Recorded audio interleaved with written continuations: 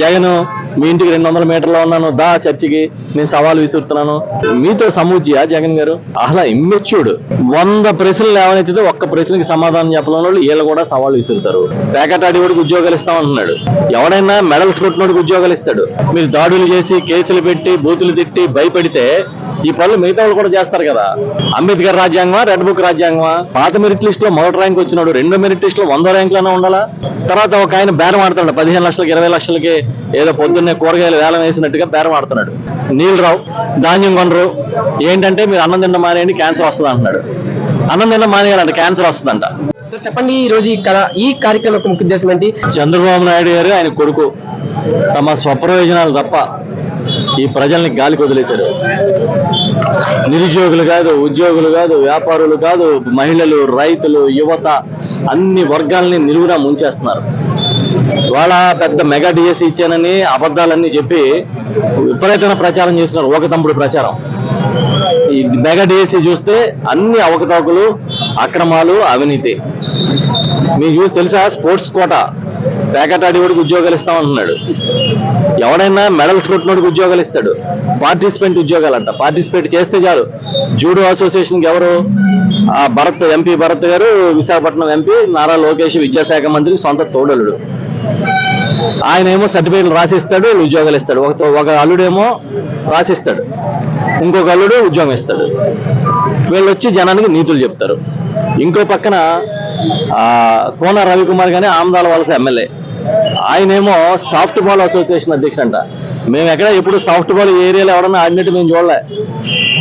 ఆయన ఒక సర్టిఫికేట్ రాసిస్తాడు, పలానా నాయుడు గారు సాఫ్ట్ బాల్లో కింగ్ బొంగు అని రాస్తాడు. ఆయన వీళ్ళు ఉద్యోగాలు ఇస్తారు. అంటే తర్వాత మళ్ళీ ఆ జియో తీసేస్తారు. ఆ జియో తీసేసి మళ్ళీ ఇంకో పాత జియోని ఇచ్చేస్తారు. కృష్ణా జిల్లా తీసుకుంటే మెరిట్ లిస్ట్ లో నవీన్ అనే ఆయనకి మొదటి ర్యాంక్ వచ్చిందన్నారు. ఓహో సూపర్, కష్టపడ్డాడేమో అని అందరూ అనుకున్నారు. తీరా చూస్తే ఆయన అక్కడ అవుట్ సోర్సింగ్ ఉద్యోగం అంట. ఆ మెరిట్ లిస్ట్ లో ఇతను అవుట్ సోర్సింగ్ ఉద్యోగికి మొదటి ర్యాంక్ ఎలాగొచ్చింది, పేపర్ లీక్ అయిందని గొడవ చేస్తున్న నిరుద్యోగులు వెంటనే మెరిట్ లిస్ట్ తీసేసి చింపేసి ఇంకొక మెరిట్ లిస్ట్ ఇచ్చారు. ఆ మెరిట్ లిస్ట్ లో అసలు పేరే లేదు. మరి పాత మెరిట్ లిస్ట్ లో మొదటి ర్యాంక్ వచ్చినాడు, రెండో మెరిట్ లిస్ట్ లో 100 ర్యాంకులైనా ఉండాలా? మరి దీన్ని అవినీతి అనరా? తర్వాత ఒక ఆయన బేరం ఆడుతున్నాడు, 15 లక్షలకి 20 లక్షలకి ఏదో పొద్దున్నే కూరగాయలు వేలం వేసినట్టుగా బేరం ఆడుతున్నాడు. మన ఫిషింగ్ హార్బర్ లో చేపలు వేలం వేసినట్టుగా. ఆ వీడియో బయటకు వచ్చింది, ఆడియో బయటకు వచ్చింది. ఎవరి మీద చర్య తీసుకోరు. ఇలాగే ఎన్నో అక్రమాలు, అవినీతి పబ్లిక్ గా బయటకు వచ్చిన మాజీ ముఖ్యమంత్రి రోజులు మా నాయకుడు జగన్మోహన్ రెడ్డి గారు విలేకరుల సమావేశం పెట్టి ఆధారాలతో సహా ఇచ్చిన చీమ కుట్టినట్లేదు. మధ్యలో వస్తాడు, వచ్చి జగన్ మీ ఇంటికి 200 మీటర్లో ఉన్నాను, దా చర్చికి, నేను సవాల్ విసురుతున్నాను. అసలు ఇమ్మెచ్యూర్డ్. మీతో సమూజ్జియా జగన్ గారు? లోకేష్ గారు మీతో రావాలంటే మాజీ మంత్రులు, మాజీ ఎమ్మెల్యేలు, లేకపోతే ఉన్న ఎమ్మెల్యేలు, ఉన్న నాయకులు వస్తారు. జగన్ గారితో రావాలంటే చర్చికి మీ నాన్నగారు రావాలి. ఆయన కూడా ముఖ్యమంత్రిగా ఉన్నాడు, అంతకుముందు ముఖ్యమంత్రిగా చేశాడు. లేదా మీ నాన్నగారిని ఆ పదవి నుంచి పక్కన పెట్టేసి నువ్వు ముఖ్యమంత్రి అయిపోయి రా, డిస్కస్ చేద్దరు కానీ జగన్ గారితో. ఊరికే ఎంతసేపు జగన్ గారిని తిడితే పబ్లిసిటీ వస్తుంది, మనకి రాసి పేపర్లు ఉన్నాయి, చూపించే ఛానల్స్ ఉన్నాయి, మనకి బోడంతా సోషల్ మీడియా పలక ఉంది, ఎవరు నోరెత్తితే వాడి మీద బుర్ర జల్లేద్దాం, మనం హీరోలు అయిపోతాం అనుకుంటే ఎలా అవుతుంది? ఇవాళ చూసారా ఢిల్లీ వీధుల్లో ఏం జరుగుతుందో? ధర్మేంద్ర ప్రధాన్ రాజీనామా చేసే వరకు పెద్ద ఉద్యమం జరిగితే సాక్షాత్తు నరేంద్ర మోడీ గారే దిగొచ్చి ఆయనతో రాజీనామా చేయించాడు. ఇవాళ నిన్న మొన్న పేపర్లో చదివిన ఆర్ఎస్ఎస్ చీఫ్ ఆయన చెప్తున్నాడు, యువతతో పెట్టుకోకుండా మీరు, ఈ జనరేషన్ యువత చాలా స్ట్రాంగ్, ప్రతిదీ కూడా చాలా స్ట్రాంగ్ గా ఆలోచిస్తారు అని. ఆ ఆలోచన వీళ్ళకి రావట్లే. ఆ జన్జీ అనేది చాలా పవర్ఫుల్ గా ఉంది, మీకు చుక్క కనబడితే ఏదైనా తప్పు చేస్తే అనే ఆలోచన వీళ్ళకి రావట్లే. మీ పార్టీ మీరు అక్రమాలు జరిగాయి అంటుంటే, అవతల కూటమి ప్రభుత్వం మాత్రం మేము పారదర్శకంగా నిర్వహించాము, ఆల్రెడీ వారు టీచర్ గా విధులు కూడా నిర్వహిస్తున్నారంటూ కూడా మాట్లాడుతున్నారు కూటమి నాయకులు. కేవలం రాజకీయం కోసమే వైఎస్ఆర్ కాంగ్రెస్ పార్టీ ఈ ధర్నా చేస్తుందనే వరకు మీరు ఏం చెప్తారు? ఇప్పుడు పారదర్శకం అంటే ఏంటి? అన్ని తేటతెల్లం చేసి చూపించడం. ఈ దమ్ముంటే పలానా ఆయనకి, దుర్గయ్య అనే ఆయనకి విలువిద్యలో, ఆర్చరీలో పెద్ద దేశంలోనే నెంబర్ 1 ఆయన మీరు ఇంటర్వ్యూకి పిలిచారు, ఆయనకు ఇప్పుడేమో మీకు ఇంటర్వ్యూలో ఉద్యోగం రాలేదంటున్నారు. ఎందుకు అని అంటే సమాధానం చెప్పరు. 100 ప్రశ్నలు లేవనైతే ఒక్క ప్రశ్నకి సమాధానం చెప్పలేని వాళ్ళు వీళ్ళు కూడా సవాళ్ళు విసురుతారు. మీరు పచ్చి దగాకోర్లని చెప్తున్నాం కదా, మీరు పచ్చి అబద్ధాల కోర్లని చెప్తున్నాం కదా, మేము ఆధారాలతో సహా నిరూపించాం కదా. ఆధారాలతో ఇచ్చినా కూడా మీకు చెమ కుట్టినట్టు లేకుండా మీరు ఎందుకు బయట రావట్లేదని అడుగుతున్నాం మేము. మీకు దమ్ము ధైర్యం ఉంటే బయటికి రండి, వచ్చి చెప్పండి ఇదిగో ఇక్కడ తప్పు జరగలేదు, లేకపోతే తప్పు జరిగితే పలానా అధికారి మీద యాక్షన్ తీసుకున్నాం చెప్పొచ్చు కదా. లోకేష్ గారు ఏం చేస్తారంటే ఊరినే నేను అడుగుతున్నానండి డైరెక్ట్గా లోకేష్ గారిని, మీ విద్యాశాఖ మీద మీ డిఎస్సి మీద ఇన్ని ఆరోపణలు వచ్చినాయి కదా, మీరు ఒక మంత్రిగా ప్యూర్గా ఒక చోట కూర్చుని వచ్చిన ఆరోపణలకు సమాధానం చెబుతూ, లేకపోతే డిఎస్సి ఎంత పారదర్శకంగా చేశామని చెబుతూ ఒక్క విలేకరుల సమావేశం ఎందుకు పెట్టలేదు లోకేష్ అని అడుగుతాం. పెట్టాలి కదా, లైవ్ ఇచ్చి ఒక విలేకరుల సమావేశంలో ఎక్స్ప్లెయిన్ చేయమనండి ఆయన్ని. బ్రిడ్జ్ గేమ్ అంట తెలుసా, చాట్ జీపీటీలో కొట్టండి వస్తుంది ఏంటో. బ్రిడ్జ్ గేమ్ అంటే ప్యాకెట్ అంట, ప్యాకెట్ ఆడేవాళ్ళు కూడా ఉద్యోగాలు ఇస్తారా? ప్యాకెట్ ఆడేవాళ్ళకి అలా ఇచ్చేలా ఉంటే మా దగ్గర 300 మందికి వస్తుంది ఉద్యోగం. ఇదేం చేయక్కర్లేదు. పోనీ మీరు ఏదన్నా స్పోర్ట్స్లో ఎక్స్పర్ట్ అనుకోండి, ఏం చేయాలి? స్పోర్ట్స్ కోటాలో మామూలు పరీక్ష రాసిన వాడికి తక్కువ మార్కులు వచ్చినా ఆ కోటాలో కొంచెం ఉద్యోగం ఇస్తారు. అసలు ఈయన ఉద్యోగానికి పరీక్ష రాయక్కర్లేదంట. ఇప్పుడు తెలుగు టీచర్ అనుకో తెలుగు వచ్చిందో తెలియదు, మ్యాథ్స్ టీచర్ అనుకో ఆయన లెక్కలు వచ్చేలేదో తెలియదు, 7 ఉద్యోగాలు ఇచ్చేస్తున్నారు. రేపు ఎవరి కర్మ ఇదంతా? ఎవరు చేయాలి దీన్ని భరించాలి? కొత్త తరం పిల్లలు వాళ్ళకి అక్షరం ముక్క రాని పరిస్థితి తెస్తారు.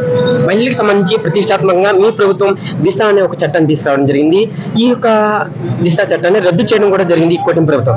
ఏంటి సార్ ఇది ఇంప్లిమెంటేషన్ చేయలేక కానీ రద్దు చేయడం? ఇప్పుడు దిశ దశ లేని ప్రభుత్వం ఇది. ఏ దశకి తీసుకెళ్తున్నారో ఏ దిశలో ప్రయాణం చేస్తారో వాళ్ళకే తెలియదు. ఆ రోజు జగన్మోహన్ రెడ్డి గారు ఢిల్లీలో ఒక సంఘటన జరిగితే ఆ సంఘటన మీద ఇమీడియట్ గా రెస్పాండ్ అయ్యి నేను కూడా క్యాబినెట్ లో ఉన్నా, ఒక చట్టాన్ని తీసుకొచ్చారు. 3 వారాల్లోనే మొత్తం ఇన్వెస్టిగేషన్ పూర్తయి ఏదో సంవత్సరాలు గడిచిపోకుండా ఆ బాధితులకి న్యాయం జరిగే విధంగా, నిందితులకి శిక్షలు పడే విధంగా దిశ అని ఒక చట్టాన్ని తెచ్చారు. ఆ చట్టాన్ని మనం నెత్తేసి సాక్షాత్తు హోంమంత్రి మహిళ ఆవిడ అదే ఘనకార్యంలాగా చెప్తున్నారు. అది చాలా ఘనకార్యం అంట. దిశ అనే చట్టం అవసరం లేదు ఇది రాష్ట్రానికి అంటారు. అవసరం లేదు, ఎందుకంటే సాయి కృష్ణారాయన్ని తీసుకెళ్లి బూడిద చేశారు. అడిగితే మీరు కుల రాజకీయం చేస్తున్నారా అంటారు. గంగమ్మ అనే ఆవిడ పోలీస్ స్టేషన్కి వెళ్ళి వాటి వరకు తిరిగి రాలేదు, మీరు ఆ పోలీస్ స్టేషన్ లో లాకప్ డెత్ చేశారని గగ్గోలుగా ఉంది, మీరు సమాధానం చెప్పరు. ఈ రాష్ట్రంలో మహిళలు అసలు వాళ్ళ మీద జరుగుతున్న అత్యాచారాలు అరాచకాలకి మీరు బాధ్యత వహించట్లేదు కాబట్టి మీకు చట్టం అక్కర్లే. మీకు దిశ లేదు దశ లేదు మీ ప్రభుత్వానికి. కేవలం దశతో గెలిచారు, కేవలం అదృష్టం మీదనో ఈవీఎంలతోనో కొట్టారు 2024లో. ఎల్లకాలం అదే స్టోరీ ఎలా నడుస్తుంది? ఆ రోజు ప్రజల్ని మాయ చేశారు. ఒకవేళ ఈవీఎంలు కాదనుకోండి, ప్రజల్ని మాయ చేశారు. ఎలాగా? జగన్ గారు వస్తే మీ భూములు లాక్కుంటాడని, లేకపోతే ఇంకేదో చేస్తాడని అబద్ధాలన్నీ రోజు ప్రచారం చేసి అది నిజమని నమ్మించారు. ఇప్పుడు జనాలకు ఏది నిజమో ఏది అబద్ధమో, ఎవరు నిజమైన నాయకుడో ఎవరు అబద్ధాల నాయకుడో తెలిపోయింది. రాష్ట్ర వ్యాప్తంగా మీరు నిరసన కార్యక్రమం చేపడుతుంటే విజయవాడలో జరిగిన ఘటన, ఒక ఎమ్మెల్యే బొండమ్మ అనే వ్యక్తి మీ యొక్క శబరాల దగ్గరికి వెళ్లి దాడి చేయడం, రాష్ట్ర రాజకీయాల్లో కూడా అంటే మీ ధర్నా వల్ల కూటమి ప్రభుత్వం ఉలికిపడిందని మీరు భావిస్తున్నారా? ఈ ధర్నా గురించి ఏం చెప్తారు? అక్కడ మల్లాది విష్ణు గారు చాలా సీనియర్ లీడరు, కాంగ్రెస్ లోని ఎమ్మెల్యేగా ఉన్నారు, మొన్న వైఎస్ఆర్ పార్టీలో ఎమ్మెల్యేగా ఉన్నారు, 2 సార్లు ఆయన విజయవాడ సెంటర్ లో సీనియర్ నాయకుడు. ఆయన ధర్నా చేస్తుంటారు శాంతియుతంగా. ఈ బోండా ఉమ్మ గారికి ఏం పని అక్కడ అంటే? అంతకుముందు బోండా ఉమ్మ గారు ఏదో మాట్లాడితే లోకేష్ గారికి చంద్రబాబు నాయుడు గారికి కోపం వచ్చిందని మీడియాలో చూసాం. అందుకని ఆయన ముద్ర పద్మనాభం గారి సంస్మరణ సభలకి ఎవరు వెళ్ళడానికి వీలేదు, ఒక హుకుం జారీ చేశాడు.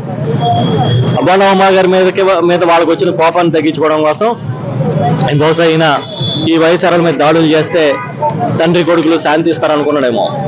ఈ దాడుల సంస్కృతి తీసుకొస్తే ఎవరికి నష్టం? ఎవరికి నష్టం చెప్పమనండి? భవిష్యత్తులో మీరు దాడులు చేసి కేసులు పెట్టి బూతులు తిట్టి భయపెడితే ఈ పనులు మిగతా వాళ్ళు కూడా చేస్తారు కదా. అసలు బోండావమ్మ అలా శాంతియుత ధర్నా దగ్గరికి వెళ్ళి అలా చేయడం తప్పు అని ఆ పార్టీ అధ్యక్షుడిగా నారా లోకేష్ ఎందుకు ఖండించడు? ఆ పార్టీ జాతీయ అధ్యక్షుడు అంతర్జాతీయ అధ్యక్షుడు చంద్రబాబు నాయుడు గారు ఉన్నారు, ఆయన ఎందుకు ఖండించడు? ఇది తప్పని చెప్పరా?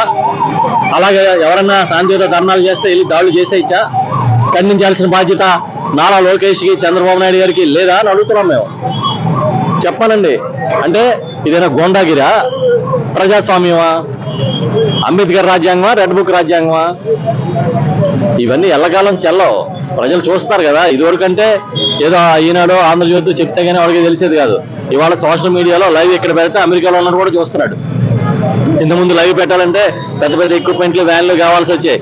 ఇప్పుడు ఇక్కడ ఉన్న వాళ్ళు 300 మంది లైవ్ ఇలా పెట్టేయగలుగుతారు.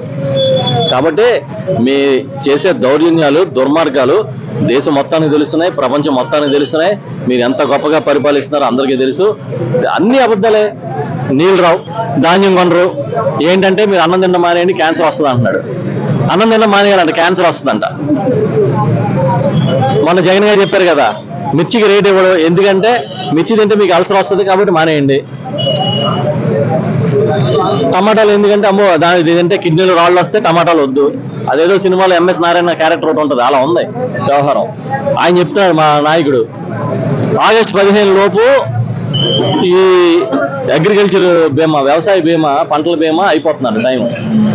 అందుకని ఆగస్టు 15 తర్వాత వరేసే వాళ్ళు ఇప్పుడు డిక్లరేషన్ ఇచ్చి వరేస్తామని ఇప్పుడు ప్రీమియం కట్టేయాలంట. అంటే పుట్టని బిడ్డకి ఇన్సూరెన్స్ చేయమంటున్నాడు. బిడ్డ పుట్టలేదు ఇంకా, ఇన్సూరెన్స్ చేసేయండి టైం అయిపోతుంది అంటున్నాడు. అసలు ఏం పరిపాలన, ఏం చేస్తున్నారు? పరిపాలన గాలికి వదిలేసి నల్లకోట ఎవడేసుకొస్తాడు వెనకాల తిరుగుతున్నారు. 99 పైసలకి ఎకరం రాయితీలు. నిన్న మొన్న తీసుకొచ్చే పీపీపీ అంట, ఎడ్యుకేషన్ పీపీపీ, విద్య, వైద్యం, వ్యవసాయం, టూరిజం అన్ని పీపీపీ. ఇంకా పీపీపీ చేయింది ఏదైనా ఉంటే ఒక్క గవర్నమెంటే, అది ఒకటే చేయలేదు. సార్ ఫైనల్ గా నిన్న ముఖ్యమంత్రి గారు మాట్లాడుతున్నారు, వైఎస్ఆర్ కాంగ్రెస్ పార్టీ అంటే జంజి పార్టీ కాదు, గొడ్డలి పార్టీ అంటూ కూడా నిన్న విమర్శలు చేస్తున్న సందర్భం. దీని గురించి మీరు ఫైనల్ ఏం చెప్పారు? ఇప్పుడు ఎప్పుడైనా మీరు రోడ్ల మీద కానీ ఊర్లో కానీ కుళాయిల దగ్గర తిట్టుకుంటూ ఉంటారు. ఎందుకంటే ఆ బిందు పెట్టి అది నిండదు. ఆ బిందు నిండపోయేటప్పటికి ఫ్రస్ట్రేషన్ వచ్చి పక్కన వాడు బిందు తోసేయడం అని బూతులు తిట్టడం తిడుతుంటారు. అలాగా కుళాయిల దగ్గర మాట్లాడి భాష అంతా మాట్లాడుతున్నాడు ముఖ్యమంత్రి గారు. చంద్రబాబు నాయుడు గారు 40 years ఇండస్ట్రీ, 4వ ముఖ్యమంత్రి. నువ్వు గొడ్డల పార్టీ అంటే మేము అనలేమా? నీది వెన్నుపోటు పార్టీ అనలేమా? నీది యూజన్ త్రో పార్టీ అనలేమా? నీది బూడిద పార్టీ అనలేమా? నీది యూజన్ త్రో పార్టీ అనలేమా? 100 అంటాం కదా, మాకు సంస్కారం ఉంది మేము అంటలేదు, ఆయన సంస్కారం లేదు ఆయన అంటున్నాడు, అంతే తేడా.